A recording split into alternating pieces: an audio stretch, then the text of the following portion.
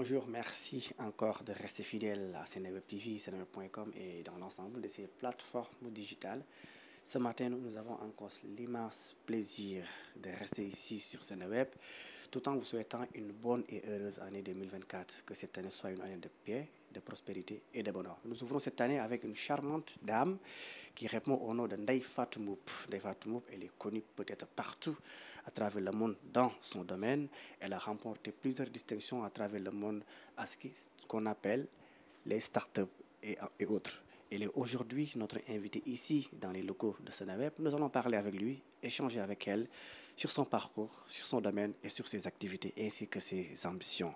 kon lu ñu leen ko waxee mbokk yi xarit yi ñu am mbégte di leen dalalaat fii ci seneweb.com ak Seneweb TV ak mboole banqaas yi nga xam ne moom moo nekk ci Seneweb ñuy profité di leen souhaiter atum jàmm atum naataange atum bonheur que at mi nekk at moo xam ne lépp lu ci waay sumboon yàlla defal la ci jàmm. Tey nag ñu am mbégte di dalal benn gan gu mag mu nekk benn xale bu jigéen boo xam ne ku ràññeeku la ci li muy yëngu fii ci Sénégal ak àdduna wër nga këpp gannaaw ba mu amee ay raayo yu mag ca loolu nga xam ne moom la ñuy wooyee ay affaire startup ci àdduna wër nga këpp moom nag dina liggéey ak banqaas yu bari yu nekk ci àdduna bi lu ci mel ne ay banque mondiale ak yeneen yu ni mel tey moo ne ci suñu gan di Ndeye Fatou Mboup ñu war a waxtaan ak moom ci carrière am ci ay projet am ak ci ay ambition am ngir mu wax ñu tey ji loolu nga xam ne ci lay yëngatu ngir sénégalais yi gën a xam bu baax kan mooy Ndeye Fatou Mboup. Ndeye Fatou maa ngi lay nuyu. maa ngi lay fay bu baax Alioune. ñu ngi lay sant di la gërëm gannaaw ba nga nangoo suñu invitation. man maa leen di sant di leen gërëm également. di profito di la souhaiter une très bonne et heureuse année 2024. merci beaucoup merci. que at mi nekk atum naataange. atum bonheur ci sénégalais yëpp. amiin yaa yàlla def que lépp lu ci waaye doon wut lépp lu ci waaye sumboon mu defal la ci jàmm ak salaam. amiin yaa rabbi nga tey nga nekk suñu invité nga nekk xale boo xam ne yaa ngi yëngatu ci lu jëm ci ay affaire start-up ak i technologie ak yeneen yu ni mel yàlla def nga am ci ay raayo yu mag ci àdduna wërngal këpp ngay liggéey ak ay structures yu mag yu ne ci àdduna bi lu ci mel ne ay banque mondiale ak yeneen yu ni mel ñu bëggoon nag tey nga wax ñu balaa ngay ñëw sax ci sa domaine kan mooy Ndeye Fatou Mboup. maa ngi lay jaajëfal bu baax maa ngi nuyu téléspectateurs yëpp. et maa ngi jiital si nuyoo bi également sama ay parents. sama papa ak sama yaay yëpp maa ngi leen di nuyu ak suñu famille ñëpp maa ngi leen di nuyu également. alors Ndeye Fatou benn jeune sénégalaise la. oui. bu bëgg réewam. parce que noonu laa ko mën a définir. parce que nga nekk si domaine nouvelle technologie mooy xarala yu yees yi. nekkul. maanaam li nga xamee ni que sax moom moo nekk li nga bëgg wala li nga ambitionné woon. Ndeye Fatou benn jeune sénégalaise la boo xamee ni que dafa réewam la bëgg en fait. donc bëgg réewam moo tax tey ñu ràññee ko ci xarala yu yees yi. te bëgg réewam également moo tax mu créer ak innover ci domaine yi nga xamee ni que ni moo gën a métti. ci ay challenge li ñuy woowee challenge mooy li nga xam ne mooy problème yi nga xamee ni que ni àdduna bi ñu ngi koy jànkonteel muy ci wàllum agriculture boo xoolee perte post récolte yi mooy maanaam baykat yi bay ba pare mënuñu conserver seen récolte yi tamit ci wàllum élevage xar yi réer jur gi réer yëpp donc loolu noonu moo tax tey ñu ràññee ko ci xarala yu yees yi parce que dafa apporter ay solutions pour résoudre problème yooyu nga xamee ni que àdduna bi yëpp ñu ngi koy jànkonteel donc ci domaine yëpp donc ci presque li ñuy woowee les ODD les objectifs de développement durable oui. exactement donc fu si nekk am na benn solution boo xamee ni que ni indi nañ ko parce que même bi ngay présenté wax nga ko donc man j'ai remporté plus de 17 prix au niveau national et international et je pense que ODD yi sax 17 lañ également. donc fu si nekk am na benn apport boo xamee ni que ni indi naa ko donc loolu moo gën a yokk tax voilà Ndeye Fatou ñu ràññee ko ci xarala yu yees yi. waaye du suñu mën-mën. donc yàlla moo ñu jàppale. depuis kañ nga commencé di yëngatu ci wàllu xarala yu yees yooyu. alors man je suis ingénieur en données. en big data donc je suis ingénieur en données je vais dire pour simplifier la chose. Oui. Et j'ai fait tout mon cursus dans le domaine des nouvelles technologies. Donc aujourd'hui, j'ai eu ma licence en télécom et informatique. Et après, j'ai fait un master et je pense que je suis ingénieure. J'ai eu en fait un cursus académique dans le domaine des nouvelles technologies. Donc depuis que j'ai eu mon bac, je pense que 2015 la woon. Voilà. Donc si laa commencé nekk ci domaine de nouvelles technologies mais amuma woon passion bi. Donc parce que dama ko jël rek ma commencé di ko jàng. Voilà. Mais bi ma demee ba 2017 alors foofu laa commencé en fait di xam les problèmes yi nga xamee ni que ne àdduna bi moom lañ am. Et puis ma ni nouvelle technologie amul dara loo xamee ni que mënu ko résoudre donc loolu moo gën a yokk a tax ma dugg ci domaine bi. Et voilà. D'accord ci problème yooyu nga wax ni moom la àdduna bi di jànkonteel yan genre xeetu problème la. Alors je pense que bu ma jëlee maa ngi koy wax sànq alors il y a les objectifs de développement durable. Premier bi c'est la pauvreté. Deuxième bi c'est zéro faim donc c'est la famine quoi je veux dire. Donc problème yi ñuy jànkonteel bëri na actuellement au niveau mondial. Au niveau national, si je prends au niveau du Sénégal, dans le domaine par exemple de la pêche, on avait vraiment des problèmes à traquer en fait les pêcheurs. Pêcheurs yi dañ daan réer ci géej bi et tout. Ouais, donc dañ daan réer ci géej bi. Donc des mois sax des fois nee nañ parce que dañoo demoon Soumbédioune on a fait des investigations. ñu gis ni que ni vraiment pêcheurs yi ils ont ce problème là de vraiment être traqué en mer. C'est-à-dire que dañuy réer des mois duñ leen gis et tout. Alors ñun ñu ngi créé woon benn balise boo xam ne da leen di permettre tey fu ñu mënti nekk dañ leen di gis. balise boobu nu mu tudd. Alors projet boobu mi ngi tuddoon BOSS Build Our Security. Donc Build Our Security construire notre sécurité. C'est-à-dire ñun ñooy defal suñu propre sécurité. Donc dañoo jëloon pêcheurs yi ñu def leen en réseau de telle sorte que ñoom dañuy mën di gis aujourd'hui bu ñu taalee ce bouton là bu ñu ko activer rek automatiquement fu ñu nekk dañ leen di mën a traquer. Alors je pense que loolu premier problème la. Il y en a tellement en fait au niveau de l'agriculture. Il y a le problème du stockage. Donc producteurs yi fii dañuy produire lu bëri mais dañuy perte lu bëri également. Donc ñun ñu ngi mettre en place benn start-up bu tudd The Smart Granary. Alors The Smart Granary alors c'est le grenier intelligent. Grenier intelligent boo xam ne dafay permettre tey agriculteurs yi ñuy mën a conserver seen récolte yi. D'accord. Donc dañ ko construire tey avec les nouvelles technologies. De sorte à ce que tey grenier bi dafa intelligent maanaam sàkket bu muus daal laa ko mën a tuddee maa ngi jéem olof bi. Alors dafa intelligent de telle sorte que su ma jëlee sac de pomme de terre ma dugal ko ci biir automatiquement day détecter température produit à conserver bi mu conserver ko. Le tout est alimenté avec de l'énergie solaire. Okay. Et nous avons vraiment un dispositif qui a permis aux cultivateurs de pouvoir conserver jusqu'à 95% de leurs récoltes. Pour rendement boo xamee ni que ni ça tourne autour de 30%, 33%. Oui, effectivement. ñu ñëwaat tuuti ci raaya yi nga xam ni jox nañ la ko. lu tolloog 17 distinctions au niveau national comme international mais yi nga xam ni yaa ngi ko amee ci biti réew da nga demoon ngir représenter sa réew Sénégal compétition la woon nan la demee woon noonu. Alors merci pour la question. Oui. Alors pour raaya yi je pense que nous avons déjà c'était pour représenter le Sénégal. Alors je vais prendre peut-être deux exemples l'exemple du concours Miss Geek Africa. Miss Geek Africa. Voilà, donc Miss Geek mooy signifie Madame Génie. Madame Génie d'Afrique. Donc on était niveau Afrique la woon. Et on a sélectionné beaucoup de filles. Alors ñu dem au niveau on a sélectionné 10 en fait. Si candidature des centaines de candidatures on a sélectionné 10 jeunes femmes. Donc ku si nekk représenter son pays. Alors on est allé au Rwanda. Alors ñu daal di def la compétition Miss Geek Africa et j'ai été deuxième d'Afrique donc vice-championne d'Afrique C'était en quelle année? C'était en 2018. 2018. Voilà. Donc ça c'est le concours Miss Geek Africa et si je prends le concours am na beneen concours boo xam ne tamit dama demoon aussi également pour représenter le Sénégal. C'était le Challenge Innovation Forum du Qatar. Alors c'est le gouvernement du Qatar qui l'a organisé. Alors Miss Geek Africa également, c'était le gouvernement du Rwanda qui l'avait organisé. Et le Challenge Qatar également, c'est le gouvernement du Qatar qui l'avait organisé. Il y avait plus de ils ont sélectionné les 6000 meilleurs inventeurs du monde. Et je représentais non seulement le Sénégal et l'Afrique également.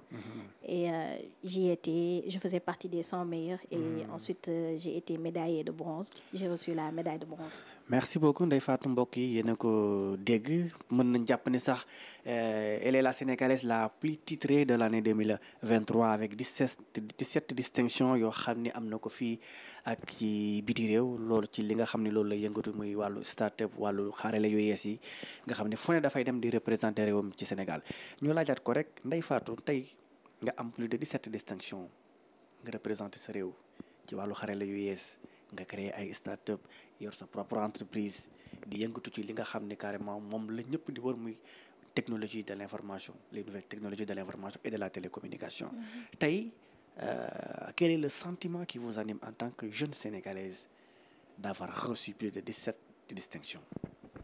Alors c'est un sentiment énorme parce que si je peux me permettre même de m'exprimer en anglais, il y a vraiment beaucoup de challenges au niveau de notre pays, également au niveau du monde. Parce qu'aujourd'hui, c'est une question en fait qui réveille tout mon sens parce que j'aime le Sénégal, j'aime le pays et voilà, quand je parle en fait du Sénégal, j'ai les yeux qui brillent. Ah bon? Ouais, j'ai les yeux qui brillent. Actuellement, vous avez les yeux qui brillent comme ça? Ok, montrez-nous les yeux qui brillent actuellement. J'ai les yeux qui brillent et voilà, parce que c'est un pays que j'aime et je pense qu'être patriote, ça commence par ça. C'est-à-dire être aujourd'hui au chevet de son pays, à chaque fois qu'on a besoin de nos compétences, qu'on soit là.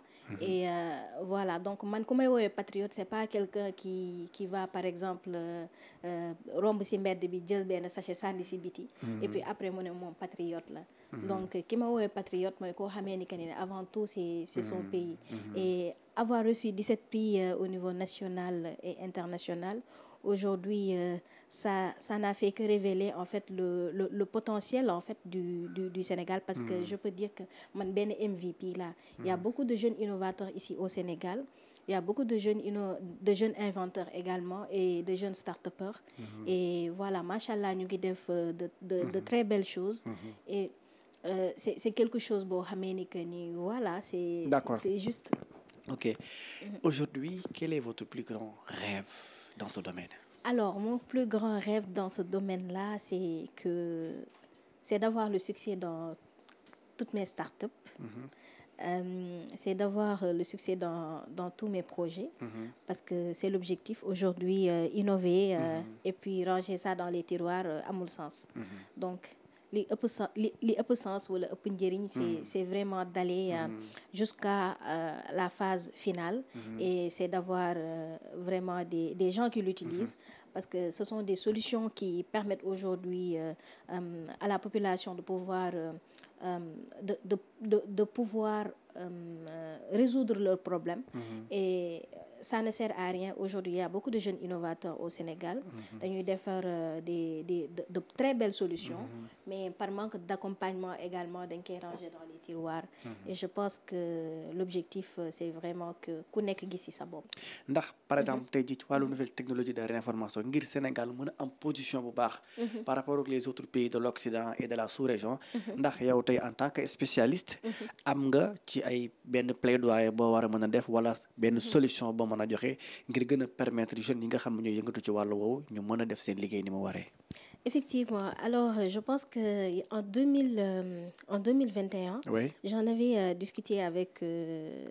j'avais lancé ce plaidoyer-là au président de la République pour lui demander de mettre en place une Startup Nation. Alors, quand je parle de Startup Nation, c'est vraiment un grand hub à l'image de la Silicon Valley. Donc ñu am benn Silicon Valley boo xamee ni que ni c'est une Silicon Valley sénégalaise ou bien une Teranga Valley. Donc boo xamee day permettre les jeunes innovateurs ñu mën a am non seulement des points d'incubation. Donc foo xamee ni que dañ leen di mën a incuber. ñu am des espaces de réflexion, de production. Et c'est vraiment des infrastructures qui sont innovantes et qui peuvent leur permettre aujourd'hui d'aller au-delà. Parce que par exemple, si je veux avoir mon dispositif final, damay dem ba Chine pour mën a am produit final. D'accord. Alors qu'aujourd'hui, suñu amul loolu noonu yëpp Sénégal, ce serait vraiment top. Donc je pense que c'est le plaidoyer que je vais relancer encore, de créer vraiment une Teranga Valley. À l'image de la Silicon Valley, et avoir vraiment beaucoup de têtes là-bas. D'accord. Parce que c'est l'objectif. Et que ñoom ñëpp bu ñu boolee seen xam-xam, on peut avoir beaucoup de belles choses. D'accord. ñu ngi dugg ci at mu bees mi di 2024 tey jii lan mooy say projet ak li nga xam ne moom nga dëgmal ci sa kanam par rapport ak li nga xam ne moom mooy sa domaine. Alors, j'ai beaucoup de projets pour 2024. J'ai beaucoup de projets aussi pour les autres années à venir. Et pour 2024, alors je pense que je ne l'ai pas mentionné tout à l'heure, mais je suis experte également en intelligence artificielle dans un think tank qui s'appelle IPAR, donc Initiative Prospective Agricole et Rurale. Et là-bas, je coordonne un projet qui est un très grand projet sur l'Afrique dans le domaine de l'intelligence artificielle. Et actuellement, je suis experte en intelligence artificielle également au partenariat mondial sur l'intelligence artificielle. Et dans ce partenariat mondial-là, on a beaucoup d'objectifs à atteindre, parce que c'est le ministère même des télécommunications qui porte en fait, qui siège en fait au steering committee de ce partenariat mondial sur l'intelligence artificielle. Et en même temps également, c'est une fierté, parce que le Sénégal, c'est le seul pays africain de l'Afrique qui est membre de ce partenariat mondial sur l'intelligence artificielle. Et il y a beaucoup de challenges qui nous attendent. Et également, mon objectif en 2024, aujourd'hui, c'est d'écouler 500 dispositifs pour les cultivateurs, permettre aux cultivateurs de pouvoir conserver leur récolte. 500 dispositifs.